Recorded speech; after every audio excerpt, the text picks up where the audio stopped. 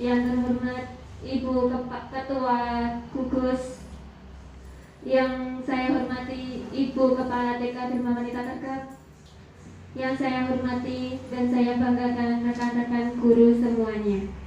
Pertama-tama, marilah kita ucapkan puji syukur kehadirat Tuhan Yang Maha Esa, yang sampai saat ini kita masih diberi rahmat, taufik, dan hidayahnya, sehingga kita dapat berkumpul di sini dalam acara gugus dalam penyampaian materi guru penggerak modul 1.4 tentang budaya positif di sekolah dengan keadaan sehat walafiat.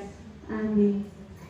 Kedua kalinya yaitu salawat serta salam tetap tercurahkan kepada Nabi besar Muhammad SAW, yang mana beliau dalam menuntun kita dari zaman jahiliyah menuju zaman Islamiyah.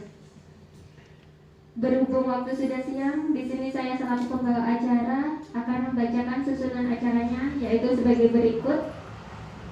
Yang pertama, sambutan dari Ketua Gugus. Yang kedua, sambutan dari Kepala TK Dharma Wanita Terkep. Yang ketiga, penyampaian materi. Untuk acara yang pertama yaitu sambutan dari Ketua Gugus kepada Ibu Ani Komsi, dipersilahkan.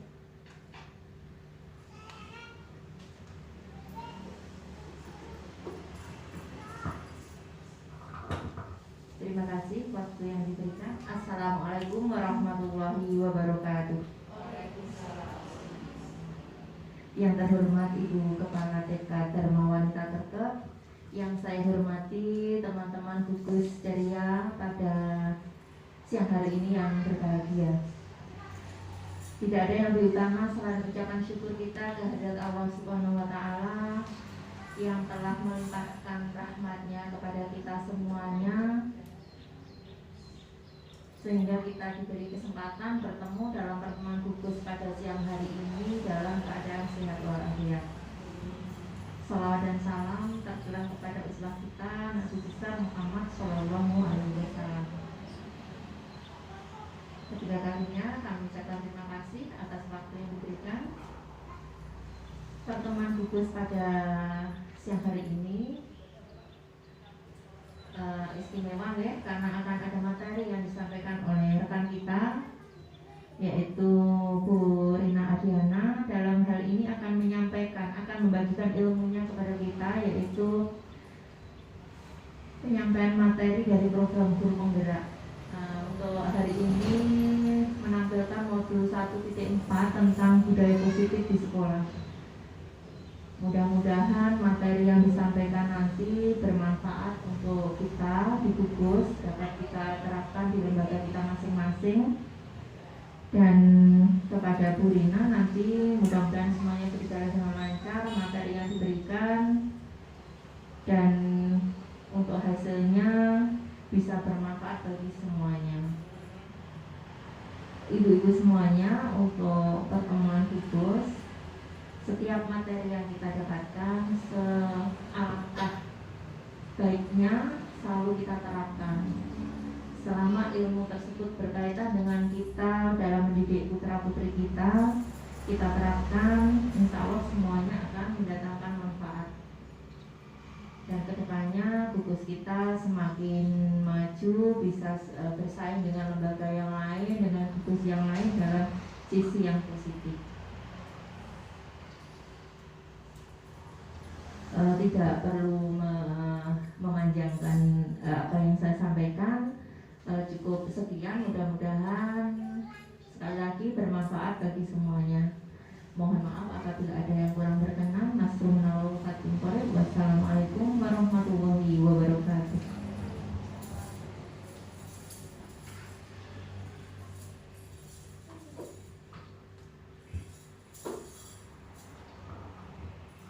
Terima kasih disampaikan. Untuk acara selanjutnya yaitu sambutan dari Kepala TK Dharma Wanita Terkep kepada Ibu Kartini STD, dipersilakan.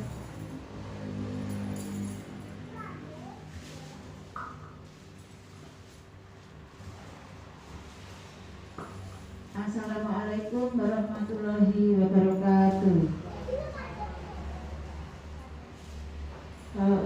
pembukaan kita ikut yang tadi dari Kepala Ketua Gugus. Di sini saya selaku Kepala TK Dharma Wanita Kerkop mengucapkan terima kasih pada rekan-rekan yang mendatangi undangan di siang hari ini.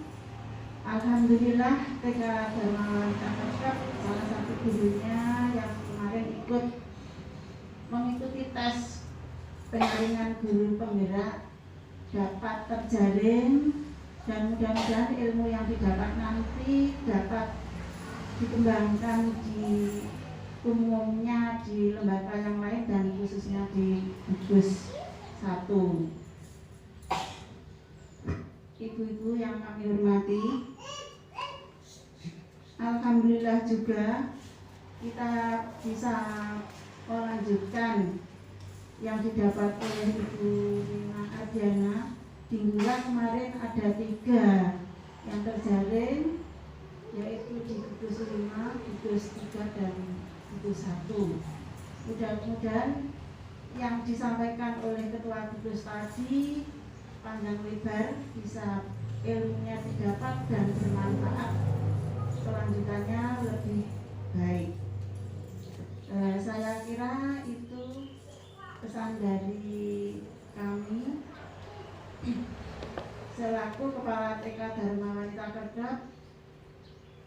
Minta maaf sebelumnya bila ada yang kurang berkenan. Saya akhiri sekian. Wassalamualaikum warahmatullahi wabarakatuh.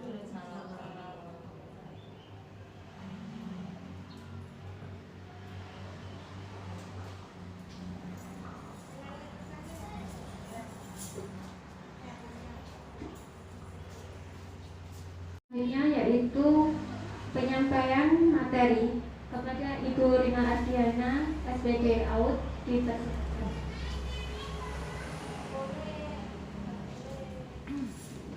Terima kasih waktu yang diberikan kepada saya. Sebelumnya, Assalamualaikum warahmatullahi wabarakatuh.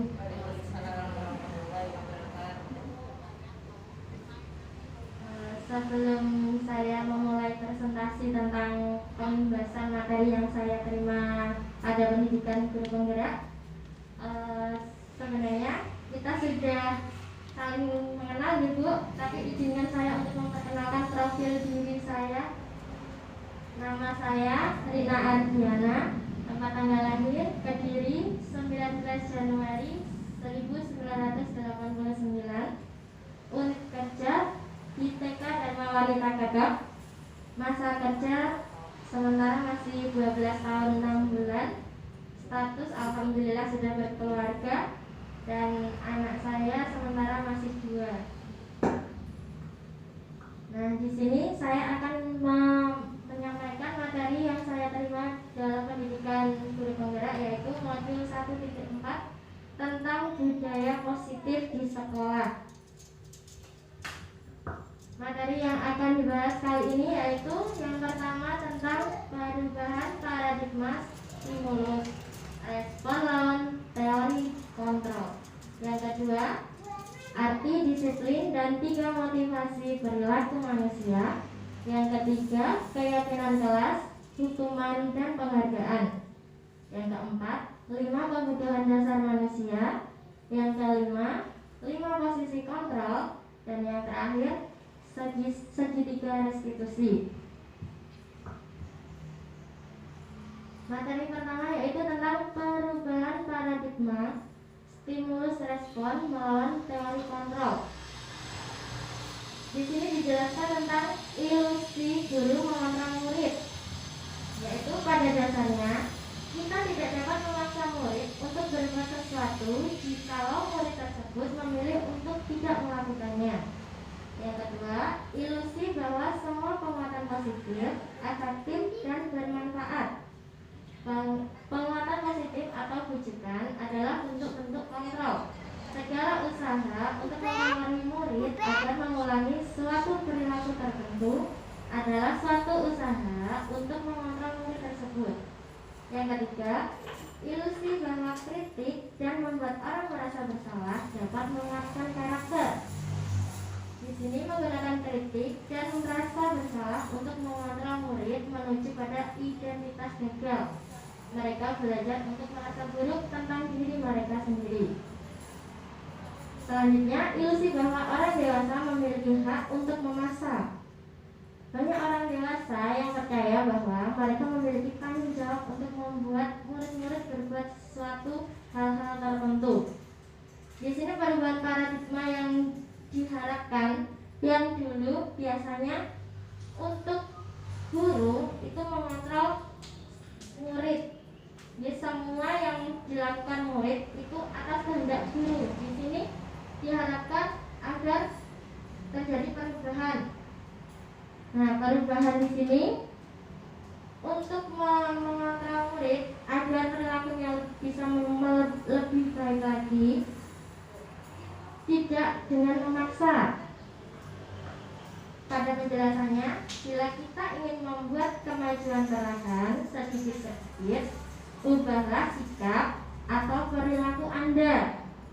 Jadi tidak hanya memaksa, kamu harus seperti ini, kamu harus seperti itu, tetapi dengan memberikan contoh atau melakukan pembiasaan-pembiasaan agar anak dapat berubah menjadi lebih baik. Namun, bila kita ingin memperbaiki cara-cara utama kita, maka kita perlu mengubah kerangka ajaran kita. Ubahlah bagaimana Anda melihatnya, bagaimana Anda berpikir tentang manusia, ubahlah paradigma Anda, skema pemahaman dan penjelasan aspek-aspek tertentu tentang realitas. Jadi, kalau kita ingin anak melakukan sesuatu, sebaiknya kita juga menjelaskan kenapa anak harus melakukan sesuatu. Misalkan, kita ingin anak menjadi mandiri, kita memberikan kegiatan-kegiatan yang melatih anak untuk mandiri. Contoh, biasanya pembiasaan di sekolah, mandiri untuk melakukan kegiatannya sendiri.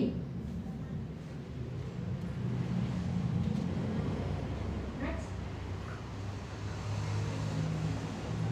Materi selanjutnya yaitu apakah makna disiplin. Disiplin berasal dari bahasa Latin, yaitu artinya belajar. Disiplin diri membuat orang menggali potensinya menuju sebuah tujuan dan apa yang dia hargai. Namun dalam budaya kita, makna disiplin telah berubah menjadi sesuatu yang dilakukan seseorang pada orang lain untuk mendapatkan kepatuhan. Kecenderungan umum adalah menghubungkan disiplin dengan ketidaknyamanan, bukan dengan apa yang kita hargai atau pencapaian suatu tujuan mulia. Nah, yang dimaksud di sini adalah disiplin. Disiplin itu hubungannya dengan peraturan. Biasanya disiplin yang diharapkan ini, yang biasanya ada di lingkungan kita, disiplin itu hubungannya dengan penghargaan dan hukuman.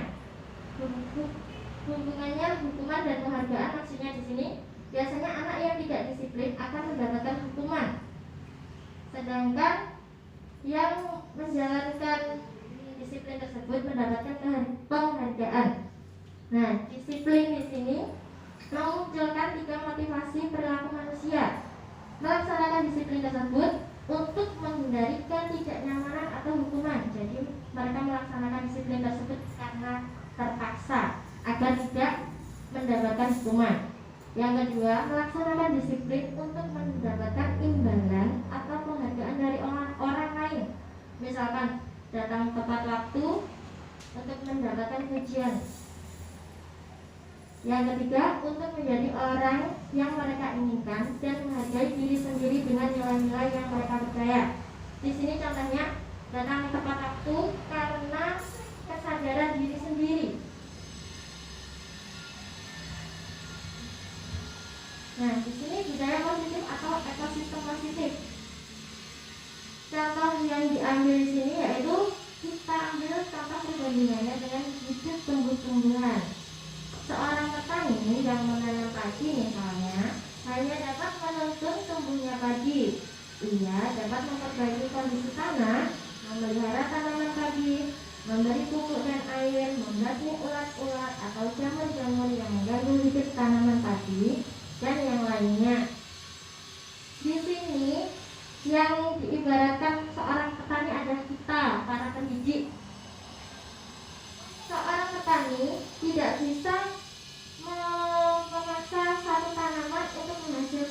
sesuatu yang lain. Misalkan tanaman padi, ya nanti hasilnya padi dan seterusnya menjadi beras dan lain-lain. Tidak bisa tanaman padi menghasilkan semangka, sayuran dan lain sebagainya. Begitu juga dengan kita, seorang pendidik. Kita hanya dapat menuntun anak-anak sesuai dengan bakat yang dimiliki. Setiap anak itu unik, mereka mempunyai bakat sendiri-sendiri. Ada seorang yang pandai dalam bidang seni, tapi dia kurang dalam bidang kognitif. Jadi kita misalnya hanya menuntun bakat yang dimiliki anak tersebut, yaitu dalam bidang seni, mengembangkannya agar lebih baik lagi, lebih baik lagi. Kita tidak boleh memaksakan anak tersebut harus bisa dalam segala hal. Materi selanjutnya yaitu keyakinan kelas, hukuman, dan penghargaan. Mengapa keyakinan kelas, bukan peraturan saja? Nah, di sini perbedaannya. Kalau peraturan itu biasanya yang menetapkan kita, pendidik, memberikan peraturan yang harus dilaksanakan oleh anak-anak. Dengan kata lain, sedikit memaksa anak-anak untuk melakukan hal tersebut. Sedangkan keyakinan kelas biasanya kita membuatnya dengan berdiskusi dengan anak-anak. Jadi kita mengajak anak-anak membuat peraturan kelas, yaitu yang mereka yakini itu baik untuk mereka.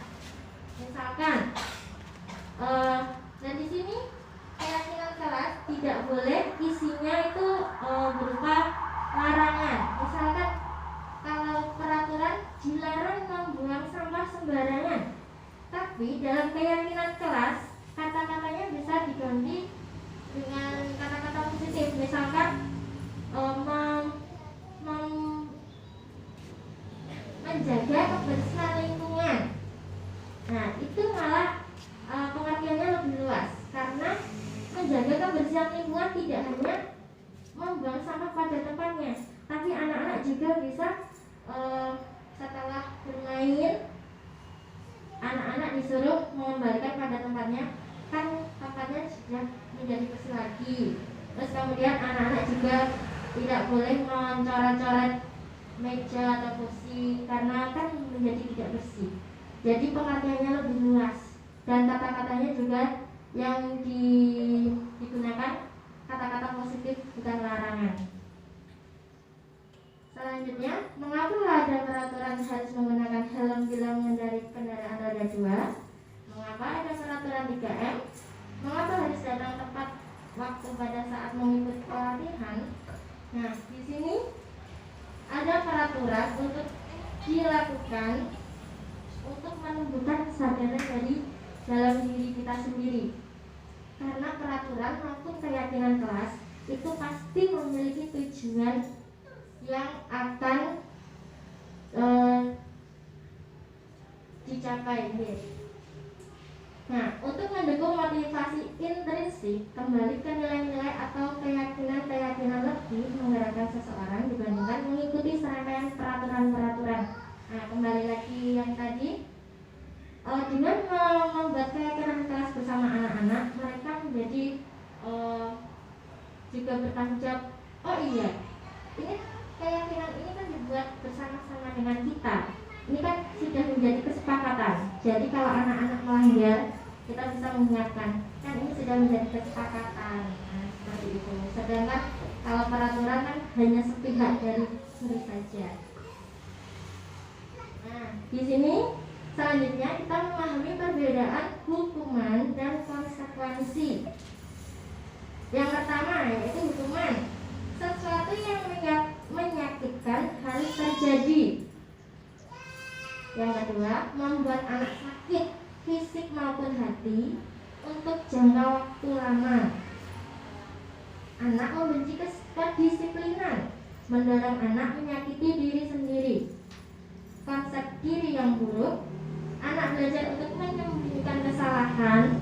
Yang terakhir, marah, rasa bersalah, dipermalukan, dan merasa tidak dihargai.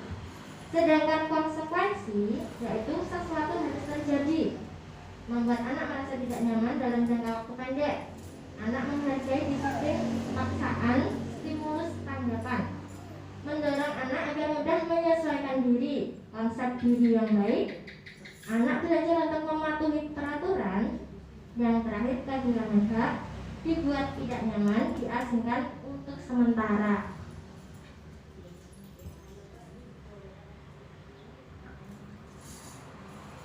Kita langsung saja di contohnya ya. Di sini bisa kita lihat perbedaan antara hukuman dan konsekuensi. Yang pertama, menyuruh murid mencatat. Saya tidak akan terlambat lagi sebanyak 100 kali karena terlambat datang di sekolah. Ini masuk ke dalam kategori hukuman karena membuat anak sakit secara fisik karena menulis sebanyak 100 kali. Dan biasanya hukuman itu terjadi spontan tanpa diketahui anak terlebih dahulu. Sedangkan konsekuensi itu terjadi karena pelanggaran yang dilakukan anak, tetapi sebelumnya sudah ada kesepakatan antara guru dan anak. Jadi anak tahu kalau dia melanggar peraturan tersebut atau keyakinan kelas tersebut, anak akan mendapat konsekuensi yang berupa hukuman. Perbedaannya itu ya, hukuman dan konsekuensi. Kalau konsekuensi bersifat spontan, sedangkan kalau hukuman bersifat spontan, sedangkan konsekuensi sudah melalui kesepakatan bersama. Yang kedua, contohnya menyuruh murid lari mengelilingi lapangan basket 2 kali karena terlambat datang di sekolah. Itu juga hukuman karena membuat anak sakit secara fisik. Yang ketiga, meminta murid push up sebanyak 15 kali karena ke sekolah tidak memakai masker. Dan yang contohnya konsekuensi, meminta murid mengganti kertas tugas teman yang dicoret-coret. Di sini anak disuruh mengganti kertas tugas teman yang dicoret-coret. Jadi anak diminta bertanggung jawab atas apa yang sudah dilakukannya. Selanjutnya, meminta murid membersihkan tumpahan air di meja karena tempat minum yang tersenggol. Di situ juga konsekuensi. Anak harus membersihkan tumpahan air. Dan yang terakhir, contoh konsekuensi, menyuruh murid lari mengelilingi lapangan basket sebanyak 2 kali karena terlambat ikut pemanasan saat pelajaran PJOK.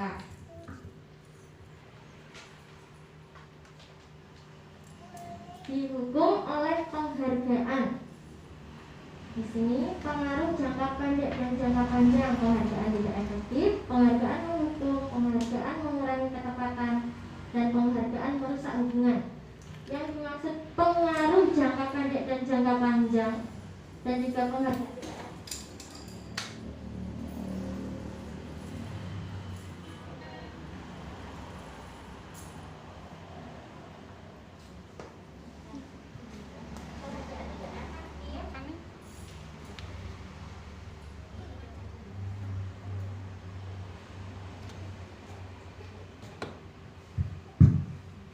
Pengaruh jangka pendek dan jangka panjang, penghargaan tidak efektif yaitu penghargaan dalam jangka pendek mungkin akan efektif untuk anak, tapi dalam jangka panjangnya anak akan merasa bosan. Dia melakukan sesuatu dapat hadiah, misalkan karena anak berhasil melaksanakan tugasnya diberi bintang. Jadi anak merasa bosan karena hadiahnya cuma itu aja. Tunggu. Penghargaan hukum, misalkan ini contohnya di SD. Di SD biasanya menggunakan sistem ranking, yaitu ranking 1, 2, dan seterusnya. Yang dimaksud penghargaan hukum yaitu kadang anak yang tidak mendapatkan peringkat atau ranking tersebut itu terus dicap, mendapat cap anak kurang pandai. Nah, itu bisa berarti hukuman bagi mereka. Aku tidak pandai, aku kurang pandai dibandingkan anak itu. Berarti secara tidak langsung menghukum anak dan mencap anak kurang pandai. Selanjutnya selanjutnya, penghargaan mengurangi ketepatan dan penghargaan merusak hubungan. Di sini biasanya guru selalu memuji-muji siswa yang lebih unggul, lebih pandai dari temannya yang lain. Dan itu juga dapat merusak hubungan pertemanan antara mereka karena ada rasa iri dari temannya. Kamu mesti dipuji-puji sama bu guru, sedangkan aku tidak pernah. Itu juga dapat merusak hubungan. Materi selanjutnya yaitu tentang 5 kebutuhan dasar manusia. Nah, semua perilaku kita yang kita lakukan sebenarnya itu untuk memenuhi 5 kebutuhan dasar kita, yaitu yang pertama kebutuhan berdasar bertahan hidup, yang kedua cinta dan kasih sayang, yaitu kebutuhan untuk diterima, yang ketiga penguasaan atau kebutuhan pengenalan atas kemampuan, yang keempat kebebasan atau kebutuhan akan pilihan, dan yang kelima kesenangan atau kebutuhan untuk merasa senang. Di sini langsung saja ke contohnya. Nah, contoh kasusnya, ibu guru bilang aku tidak boleh bersenandung sewaktu mengerjakan tugas. Katanya kelas harus tenang, tidak ada suara, padahal kan aku suka dan senang menyanyi. Nah, di sini kebutuhan yang ingin dicapai oleh anak tersebut yaitu kebebasan. Kebebasan bisa atau kebebasan atau kesenangan. Dia ingin menyanyi dan juga mengekspresikan karena dia senang menyanyi.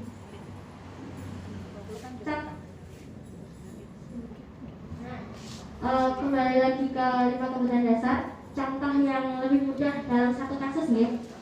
Di sini ada siswa yang bernama Doni. Doni ini mengambil bekal temannya. Dalam satu kasus ini bisa kita simpulkan apa yang diusahakan Doni untuk memenuhi kebutuhan dasarnya. Kalau dia ditanya kenapa kamu mengambil bekal temanmu, kalau dia menjawab karena saya lapar bu, berarti kebutuhan yang ingin dicapai Doni yaitu untuk bertahan hidup. Dia mengambil bekal temannya karena dia merasa lapar, jadi dia butuh makan untuk bertahan hidup. Kalau pertanyaannya diganti, kenapa Doni mengambil jatah makan temannya? Kalau dia menjawab membuktikan pada teman-teman saya dan membuat teman-teman saya merasa takut pada saya. Nah, ini contoh dari penguasaan. Jadi dia ingin membuktikan bahwa dia mempunyai kemampuan untuk mengendalikan teman-temannya. Kalau dia melakukan hal tersebut agar dia mendapat perhatian dari gurunya dan gurunya melaporkan kejadian tersebut kepada orang tuanya, berarti Doni ingin memenuhi kebutuhan yang nomor 2 yaitu cinta dan kasih sayang. Dia butuh diperhatikan orang tuanya karena dia mengambil jatah makan temannya, jadi orang tuanya kan memperhatikan dia. Itu berarti kebutuhan untuk cinta dan kasih sayang, untuk diperhatikan. Dia mencari perhatian dengan membuat kegaduhan, mengambil jatah makan temannya. Untuk kebebasan, dan kebebasan ini karena dia bosan, dia mengambil jatah makan temannya karena dia merasa bosan karena dari rumah yang dibawakan ibunya bekalnya hanya itu saja. Jadi dia ingin mencicipi bekal temannya yang lauknya mungkin dia belum pernah mencoba. Nah, itu contoh dari kebutuhan dasar kebebasan. Ingin memilih, dia inginnya tidak hanya lauknya itu saja, tapi ingin mencoba yang lainnya. Dan kalau yang terakhir, Doni mengambil jatah temannya itu hanya karena dia senang melihat ekspresi temannya. Kalau pas waktu jatah makannya diambil, temannya menangis atau berteriak-teriak, dia merasa senang. Itu berarti dia sedang memenuhi kebutuhan ingin menggoda temannya untuk merasakan kesenangan pada dirinya. Next, kembali lagi ke contoh kasus. Yang pertama sudah, yang kedua, ibu guru tidak menyangkaku hari ini padahal aku pakai jepit rambut baru. Kira-kira kebutuhannya apa, nggih? Kembali lagi yang kata ibu. Kira-kira apa? Ada anak yang mempunyai ya, cinta dan kasih sayang. Dia ingin diakui, diperhatikan gurunya kalau dia mempunyai jepit baru. Kembali lagi Bu Ingrid, aku bosan masa belajarnya cuma gitu-gitu aja, dengerin ibu guru aja. Nah, berarti kira-kira apa yang ingin dicapai?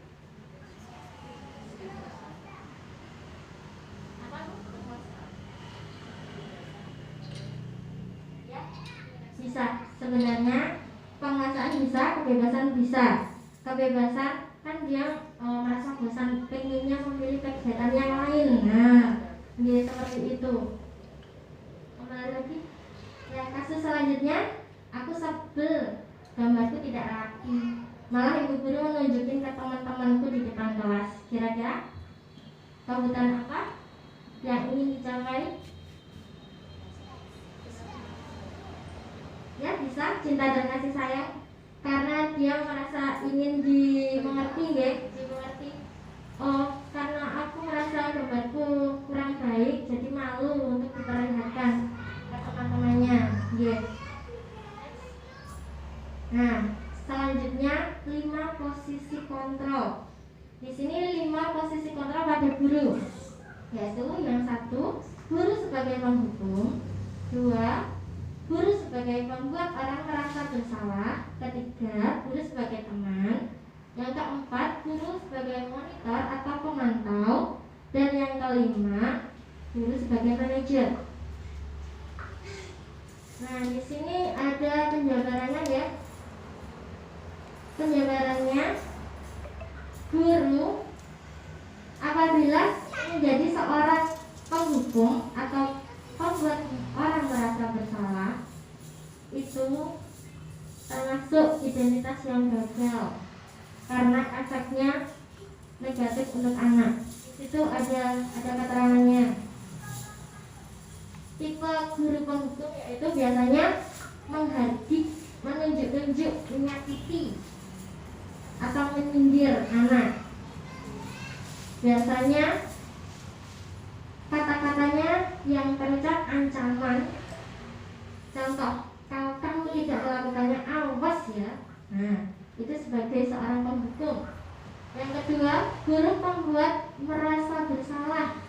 Biasanya itu gurunya berceramah dulu. Terus itu contohnya, kamu seharusnya sudah tahu. Ibu lelah sekali mengatakannya, ibu stres. Biasanya ini informasi kata-katanya itu lembut tapi langsung menancap. Contohnya seperti ini. Dari tadi Bu Guru sudah menjelaskan, tapi santaian malah bermain sendiri, ngomong sendiri, tidak memperhatikan Bu Guru. Sampai tidak kasihan sama Bu Guru yang dari tadi ngomong, tapi tidak diperhatikan. Sampai juga tidak kasihan pada orang tua yang sudah bekerja keras untuk membiayai sekolah kamu. Biasanya seperti itu. Nah, di sini selanjutnya tipe guru yang bisa menjadi identitas berhasil, yaitu guru sebagai teman, pemantau, manajer. Tingkatan yang paling atas yaitu manajer. Biasanya 5 posisi kontrol pada guru ini untuk memecahkan masalah yang ada pada anak di sekolah, kasus-kasus yang ada di sekolah. Yaitu misalkan kalau teman, biasanya kata-katanya dan juga gestur tubuh yang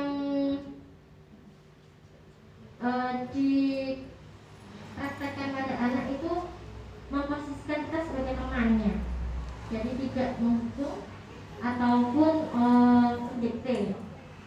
Biasanya kata-katanya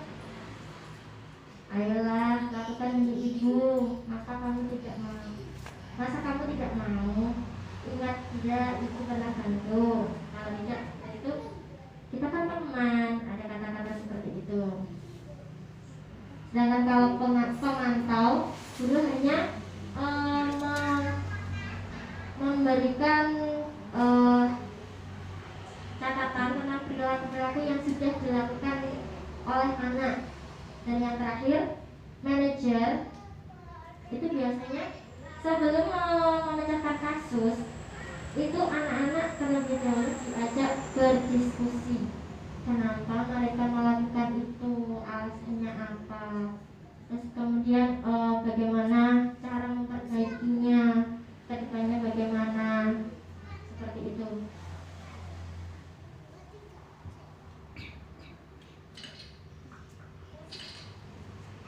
Nah, ini yang terakhir ya, tentang restitusi. Apa itu restitusi? Restitusi adalah proses menciptakan kondisi bagi murid untuk memperbaiki kesalahan mereka sehingga bisa kembali ke kelompok mereka dengan karakter yang lebih kuat. Dan restitusi cirinya ada 9, yaitu 1. Bukan untuk menebus kesalahan, tapi untuk belajar dari kesalahan. Yang kedua, memperbaiki hubungan.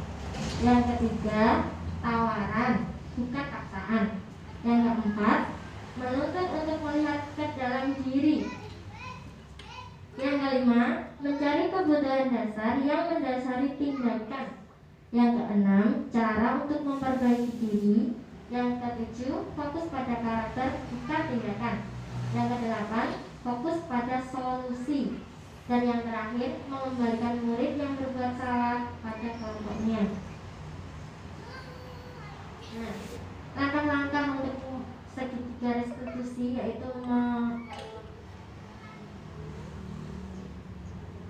yaitu satu, menstabilkan identitas. Yang kedua, validasi tindakan yang salah. Dan yang terakhir, menanyakan keyakinan. Kita langsung pada kasusnya ya. Nah, ini contoh kasus yang pertama. Sabrina terlambat dan menyadari kalau tidak menggunakan sepatu hitam seperti tertera di peraturan sekolah. Di depan pintu, Bapak Lukman memperhatikan sepatu Sabrina yang berwarna putih. Sabrina berusaha menjelaskan bahwa dia terburu-buru dan salah mengenakan sepatu. Pak Lukman menanyakan Sabrina, apa peraturan sekolah tentang seragam dan warna sepatu? Sabrina menjawab, sudah mengetahui sepatu harus berwarna hitam, namun terburu-buru dan salah mengenakan sepatu. Selain tidak mungkin kembali pulang karena rumahnya jauh sekali, Pak Lukman tetap bersikeras pada peraturan yang berlaku dan mengatakan, ya sudah, kamu sudah melanggar peraturan sekolah, kamu salah, sudah terlambat, salah pula warna sepatunya. Segera buka sepatumu kalau tidak bisa mengenakan warna sepatu sesuai peraturan. Sabrina meminta maaf dan memohon kembali kepada Pak Lukman agar dapat tetap mengenakan sepatunya dan berjanji tidak akan mengulangi kesalahannya. Namun Pak Lukman tidak mau tahu. Tidak, kamu telah melanggar peraturan sekolah. Kalau tidak sanggup ambil sepatu di rumah atau diantarkan sepatu ke sekolah, ya sudah, kamu tidak usah bersepatu saja seharian di sekolah. Sekarang copot sepatumu dan silahkan belajar tanpa sepatu seharian. Sabrina pun dengan berat hati mencopot sepatunya dan memberikannya kepada Pak Lukman. Seharian dia tidak berani berkeliling sekolah karena malu dan lebih banyak berdiam diri di kelas tanpa alas sepatu. Kira-kira dari kasus pertama itu, kebutuhan apa yang dibutuhkan oleh Sabrina? Dari yang 5 kebutuhan dasar manusia tadi, Bu, ada survival, bertahan hidup, cinta dan kasih sayang, kebebasan, kesenangan,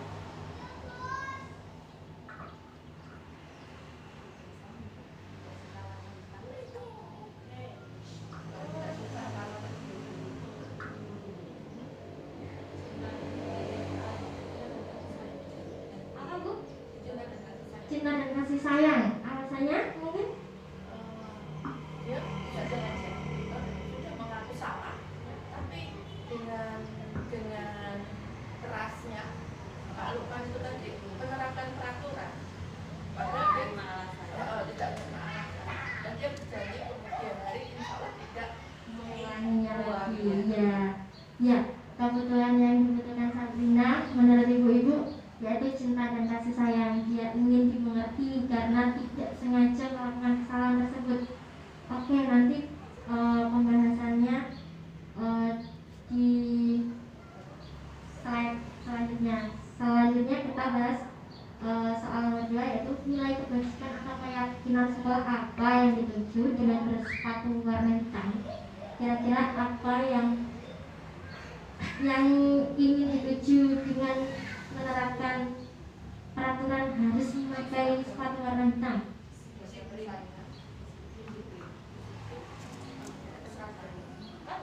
Bisa keseragaman, mengajarkan untuk disiplin, untuk tidak agar tidak ada persaingan jor-joran model ya. Jadi diseragamkan untuk sepatunya ditetapkan warna hitam. Mungkin bisa ditambahi untuk kebersamaan agar sama-sama warna hitamnya semua ya, sama seperti keseragaman tadi.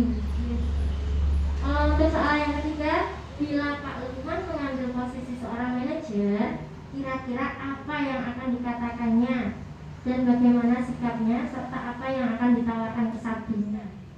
Kalau manajer tadi kan biasanya ditanya dulu kenapa dia melakukan kesalahan tersebut dan kemudian solusi ke depannya seperti apa. Ini kan ya, ini pembahasan selanjutnya. Next Bu. Nah ini deh, kebutuhan apa yang dibutuhkan oleh Sabrina yaitu kebutuhan cinta dan kasih sayang, karena Sabrina berharap kesalahannya mendapat toleransi dan belas kasih dari Pak Lukman atas ketidaksengajaannya. Yang kedua, nilai kebajikan atau keyakinan sekolah yang dituju dengan bersepatu warna hitam yaitu nilai kedisiplinan, kerapian, dan komitmen. Karena sebelum masuk kan sudah ada komitmen harus mentaati peraturan yang ada di sekolah. Yang ketiga, bila Pak Lukman mengambil posisi seorang manajer, kira-kira apa yang akan dikatakannya dan bagaimana sikapnya serta apa yang akan ditawarkan Sabrina. Nah, kira-kira yang dikatakan Pak Lukman seperti ini. Sabrina, menurutmu apakah tindakan tidak memakai sepatu warna hitam itu sudah benar? Jadi kita tidak langsung menjustis anak kamu salah, tapi membiarkan dia untuk berpikir sendiri. Kira-kira apa yang dilakukan itu sudah benar apa belum, sudah sesuai dengan peraturan apa belum. Nah, seandainya kamu boleh masuk kelas dengan sepatu yang tidak berwarna hitam, kira-kira itu baik atau tidak? Jadi anaknya dipancing untuk berpikir atau kritis. Kira-kira kalau dia dibiarkan masuk dengan bersepatu selain hitam, kedepannya seperti apa? Mungkin teman-temannya juga akan mengikuti ini ya. Ya, jadi menumbuhkan bibit-bibit tidak disiplin pada anak. Selanjutnya, menurutmu apakah tindakan tersebut termasuk disiplin? Jadi pertanyaan-pertanyaan ini memancing anak untuk berpikir dan menyadari bahwa dia melakukan kesalahan. Kasus yang kedua, Ibu Dani sedang menjelaskan pelajaran bahasa Inggris di papan tulis. Namun, beliau memperhatikan bahwa Fajar malah tidur-tiduran dan tampak acuh tak acuh pada pelajarannya. Fajar, coba jawab pertanyaan nomor 3. Maju ke depan dan kerjakan di papan tulis. Fajar pun tampak malas-malasan maju ke depan. Dan sesampai di depan papan tulis, Fajar hanya diam terpaku sambil memegang buku bahasa Inggrisnya dan memainkan spidol di tangannya. Ayo Fajar, makanya jangan tidur-tiduran, lain kali perhatikan. Sudah sana, duduk kembali. Kira-kira siapa yang bisa? Fajar pun kembali duduk di bangkunya. Hal seperti ini sudah sering kali terjadi pada Fajar. Sepertinya tidak memperhatikan acuh tak acuh dan nilai-nilainya pun tidak terlalu bagus untuk pelajaran bahasa Inggris. Pada saat ditegur oleh Bu Dani, Fajar hanya menjawab, "Gak tahu Bu." Ibu Dani pun menjawab, "Gimana sih Fajar? Kamu gak kasihan sama ibu ya? Ibu sudah capek-capek mengajarkan kamu, gak kasihan sama ibu." Dan Fajar pun diam membisu. Nah, dalam kasus yang kedua, kira-kira posisi kontrol apa yang diambil oleh Ibu Dani dalam pendekatannya kepada Fajar? Ada tipe posisi kontrol pada guru? Membuat merasa bersalah. Oh iya, nggih. Membuat orang merasa bersalah. Kira-kira kenapa kok memilih itu, Bu? Tadi ada ungkapan dari ibunya, nggak kasihan dia sangat. Perkataan dari ibunya tadi di kasus Fajar. Fajar, benar. Kasus Fajar ada perkataan dari Bu Dani, nggak kasihan ya sama ibu. Ya. Kemudian soal yang nomor 2, kebutuhan apa yang diperlukan oleh Fajar? Kira-kira kebutuhan 5 dasar manusia tadi apa yang ingin dipenuhi oleh Fajar? Kira-kira kebutuhan dasar 5 tadi, kira-kira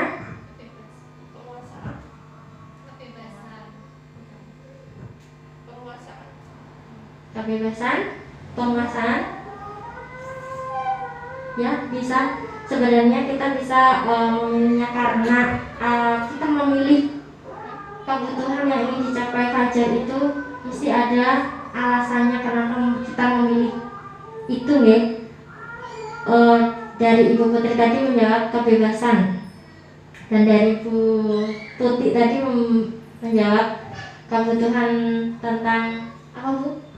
Penguasaan. Di sini kita lanjut dulu soal nomor 3, nanti pembahasannya di next slide.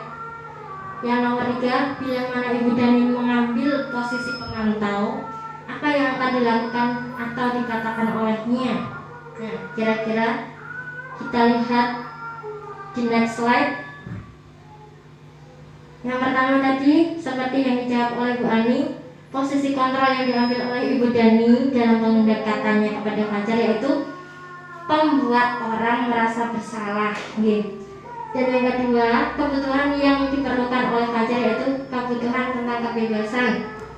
Karena di kasus tadi ada kata-kata dia merasa bosan, dia ingin bebas memilih kegiatan, atau mungkin ingin ganti guru karena merasa metode yang disampaikan oleh Ibu Dani kurang menarik mungkin, makanya dia bosan.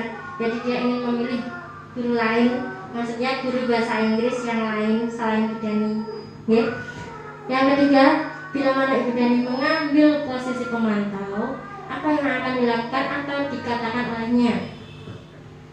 Kata-katanya, Fajar, kamu sudah tahu kan keyakinan kelas untuk mata pelajaran bahasa Inggris seharusnya seperti apa? Dan sudah tahu kan konsekuensinya bagaimana?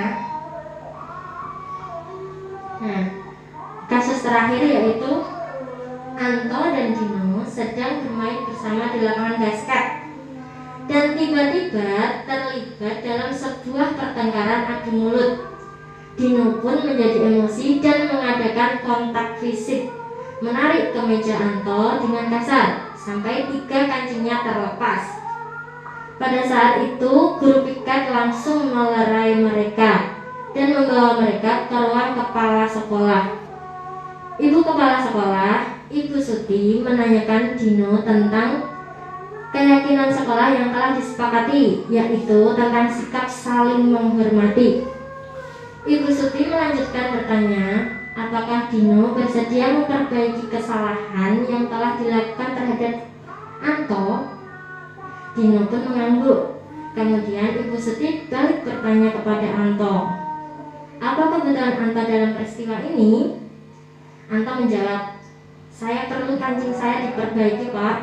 Ibu saya akan sangat marah kalau melihat kancing baju saya sampai copot 3 kancing seperti ini. Ibu Suti pun kembali bertanya kepada Dino, apakah dia bersedia menjahitkan kembali ketiga kancing Anto tersebut. Kesal, Dino menanggapi, menjahit? Mana saya tahu gimana menjahit, Pak. Ibu Suti meneruskan, apakah kamu bersedia belajar menjahit? Dino berpikir sejenak, memandang kemeja Anto dan menanggapi, yang mengajari saya siapa, Bu? Dengan cepat Ibu Suti menjawab, Pak Irfan, guru tata busana. Dino menyetujui dan sepanjang siang itu belajar menjahit dan memperbaiki kemeja Anto. Terakhir, terlihat pada jam pulang sekolah, kedua anak laki-laki tersebut sudah bercengkrama dan bersenda gurau kembali. Nah, di sini nilai kebutuhan apa yang diperlukan oleh Dino? Kira-kira kembali ke kasus. Dino tadi Dino menjadi emosi dan mengadakan kontak fisik menarik kemeja Anto dengan kasar sampai 3 kancingnya terlepas. Kira-kira kebutuhan penguasaan. Yang kedua, posisi kontrol apa yang telah diperhatikan oleh kepala sekolah Ibu Suti?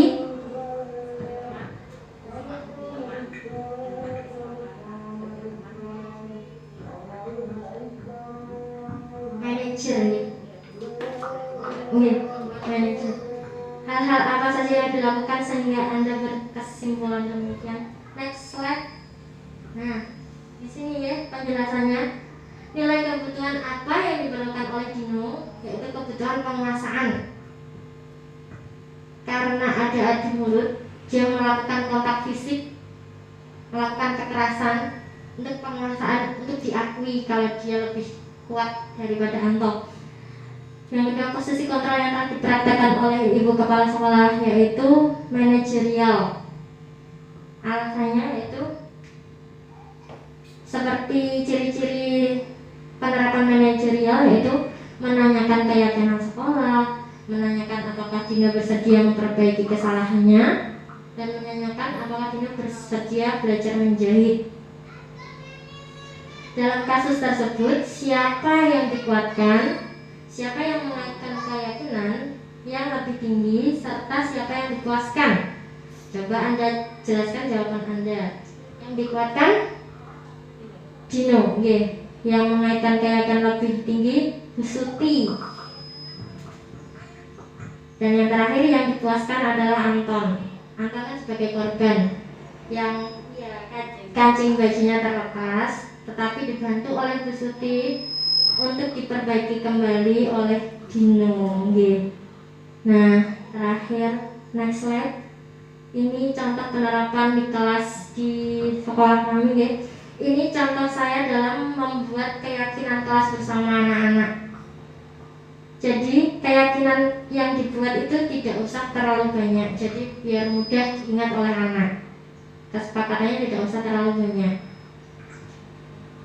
Next. Ini juga contoh penerapan budaya positif yang saya pilih, yaitu penerapan mandiri. Kenapa saya memilih menekankan kemandirian?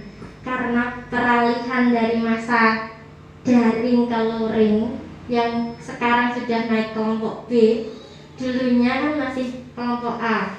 Tentang kemandirian anak masih kurang sekali, karena seperti kita ketahui mungkin di lembaga-lembaga lain juga waktu memberikan tugas pada anak kebanyakan yang mengerjakan orang tuanya. Jadi saya memilih mandiri. Di sini saya mulai dari yang sederhana dulu, yaitu waktu datang anak-anak langsung otomatis diminta cuci tangan dan sebagainya. Terus kemudian yang gambar tengah itu mandiri dalam mengerjakan tugasnya, dan yang gambar nomor 3 itu mandiri dalam menata sepatunya sendiri. Sebenarnya tadi juga melepas sepatu, menggunakan sepatu, dan juga menempatkan sepatu di tempatnya. Oke, terima kasih. Mungkin di sini ada yang ingin ditanyakan tentang penjelasan dari saya, atau mungkin ada masukan dari teman-teman semuanya. Silakan.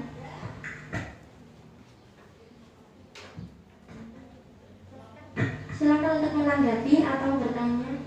Mungkin ada tambahan atau ingin sharing pengalaman.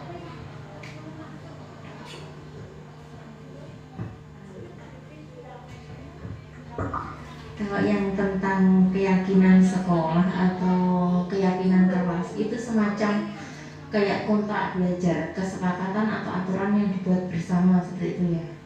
Intinya yang disepakati oleh semua untuk ditaati bersama, tanpa penekanan atau intimidasi dari guru, seperti itu. Mungkin itu yang bisa lebih diterima di anak-anak. Ya, terima kasih Bu Ani. Ya, benar sekali. Tadi saya lupa menyampaikan di keyakinan kelas itu juga bisa dirubah dari waktu ke waktu, disesuaikan dengan kebutuhan yang ada. Ya, maaf tadi kelupaan. Ya, bisa diganti sesuai dengan yang dibutuhkan. Jadi bisa diperbarui dari waktu ke waktu. Benar sekali. Untuk penerapannya tidak ada intimidasi karena itu dibuat atas kesepakatan bersama.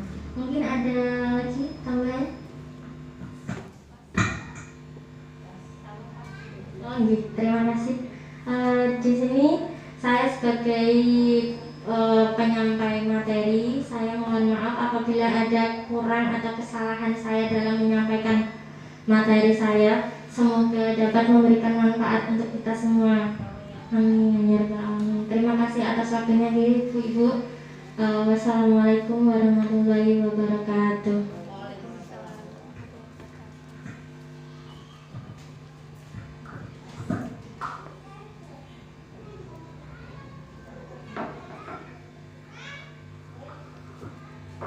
Terima kasih disampaikan.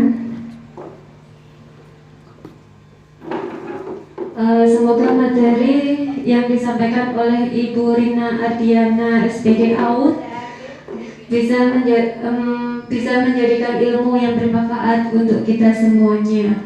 Amin, amin ya rabbal alamin.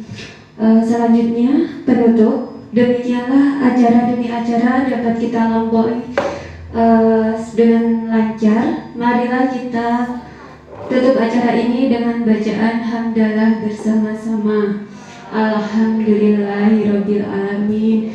Saya selaku penggawa acara, apabila ada salah kata, saya mohon maaf yang seikhlas-ikhlasnya. Sekian dari saya. Wassalamualaikum warahmatullahi wabarakatuh.